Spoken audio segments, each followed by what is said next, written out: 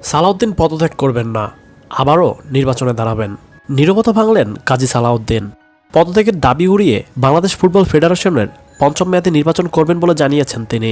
নির্বাচন হওয়ার কথা আগামী ২৬ অক্টোবর। ৫ই আগস্ট শেখ হাসিনা সরকারের পতনের পর বাংলাদেশ ফুটবল সমর্থকদের সংগঠন বাংলাদেশ ফুটবল আলট্রাস সালাউদ্দিনের পদত্যাগের দাবি তোলে। সংগঠনটি ২ দফায় বাফুফের সামনে গিয়ে বিক্ষোভ করেছে।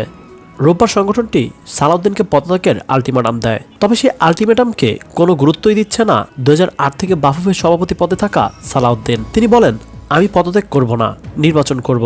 নির্বাচন করা আমার গণতান্ত্রিক অধিকার, সেটা থেকে আমাকে বঞ্চিত করবেন কিভাবে? কাজী সালাউদ্দিন ক্ষুব্ধ কণ্ঠে বলেন, হ্যাঁ, অন্তর্বর্তীকালীন সরকার বললে আমি ব্যাপারটা ভেবে দেখতাম, কিন্তু কোথা থেকে কিছু ছেলেপেলে এসে আমাকে হুমকি দেবে এটা মেনে নেওয়া যায় না। ওরা বলছে আমাকে যেখানে পাবে সেখানেই নাকি মারবে, এটা তো ওরা বলতে পারে না। ফুটবল আলট্রাসের ফুটবলের অবদান কি, এই প্রশ্ন তুলেছেন কাজী সালাউদ্দিন।